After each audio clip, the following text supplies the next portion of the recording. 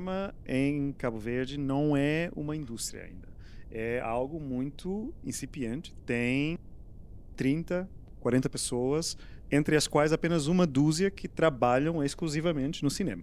O que eu quero falar é que quando eu falo que não tem uma indústria, não tem uma indústria. Né? Eu não vou debater com as pessoas que querem insistir que tem. Não tem.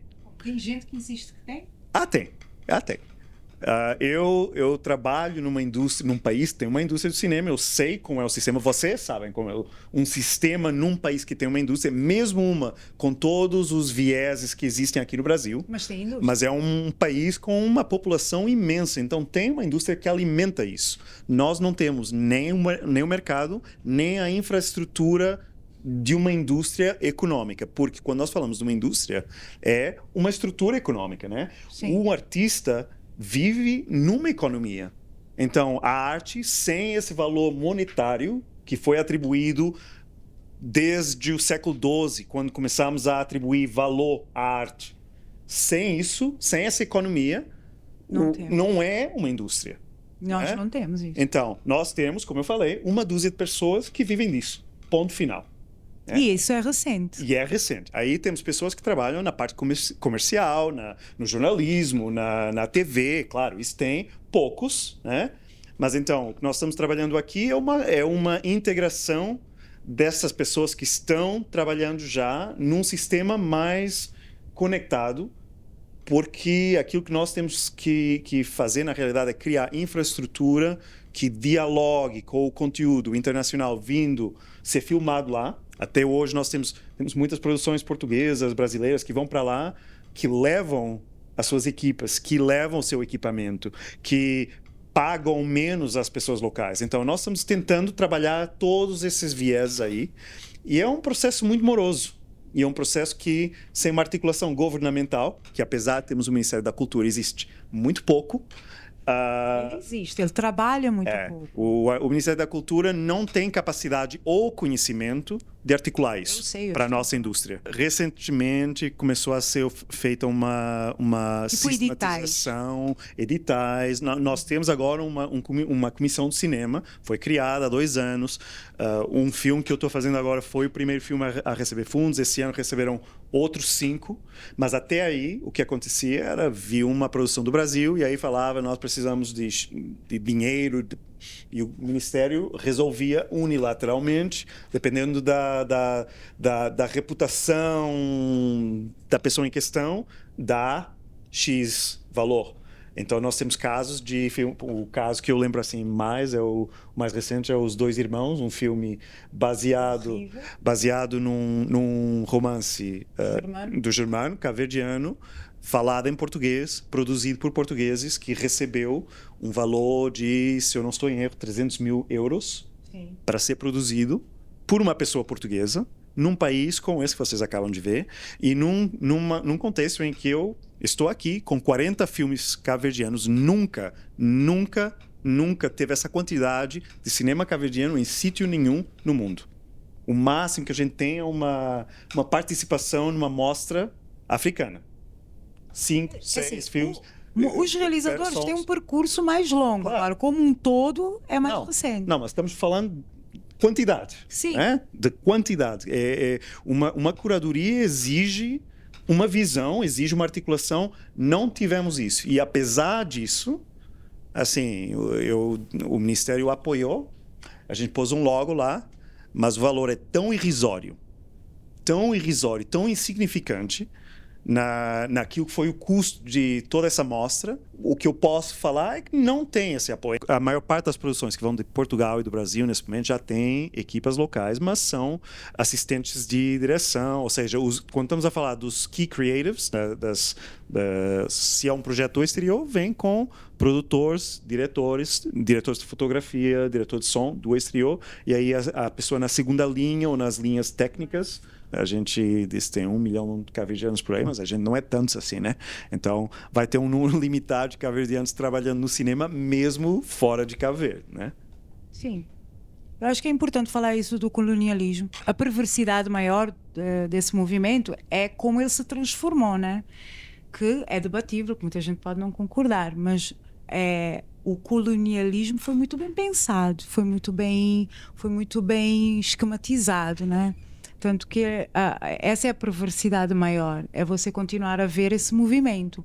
Não sei se vocês repararam, mas num filme do César, logo no começo, que tem aquelas pessoas todas naquela missa, naquela procissão, você vê um padre branco vindo no meio.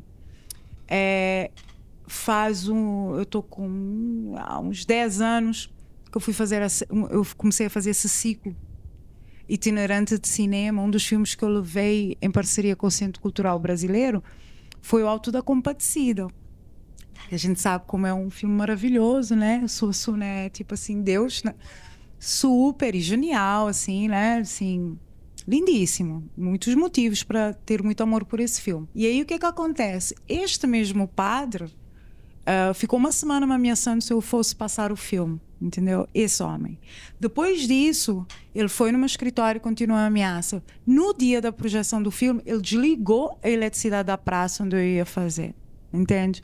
Então é assim, Cabo Verde tem várias questões, entendes? Então, assim, é bem presente isso, assim, não passa ao lado. E olha que... E pronto, eu era diretora numa empresa que fazia toda a gestão de património e cultura, terceirizada do Ministério da Cultura. Então, aparentemente, eu teria uma certa autoridade, entende? No momento em que essa cidade, essa vila, estava a ser elevada a património mundial pela Unesco, então havia uma certa legitimidade.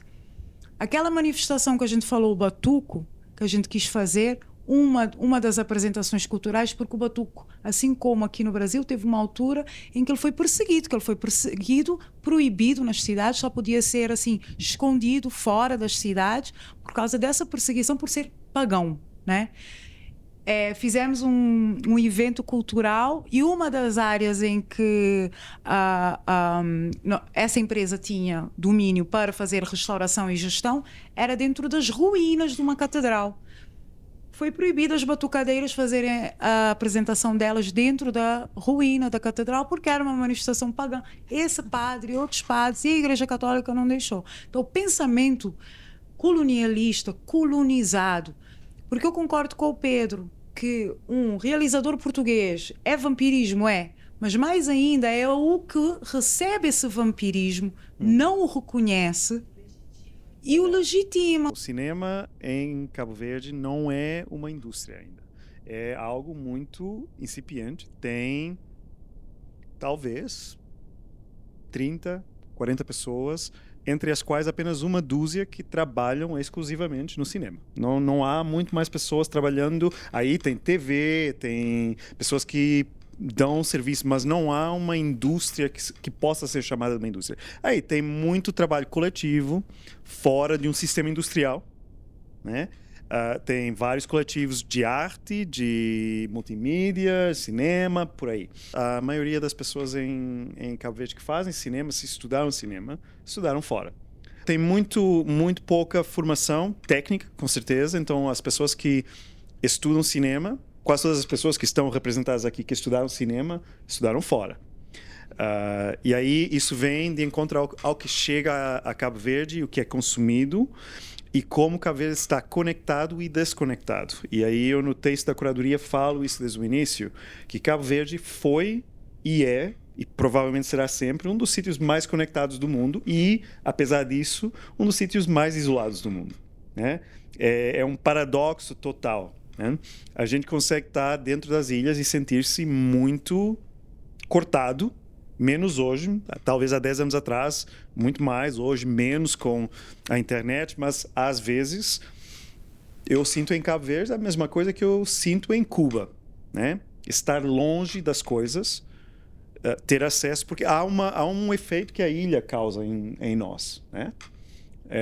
Um certo efeito prisão, de alguma forma, mas também o efeito de querer sair, querer ir além, né? Então o cinema chega de todo lado, porque o país está muito exposto ao Brasil, está muito exposto à África, está muito exposto a Portugal, está muito exposto a toda uma Europa onde a diáspora está, todos os canais de cabo chegam por aí pirateados ou não, mas todos eles chegam, né? Então a outra questão é a quem chega, né? Nem toda a gente tem acesso a tudo isso, mas aí você vai no mercado do Sucupira e os DVDs que vocês acham aqui em qualquer mercadinho do Brasil estão lá, né? Provavelmente o Wakanda Forever já está disponível lá no Sucupira.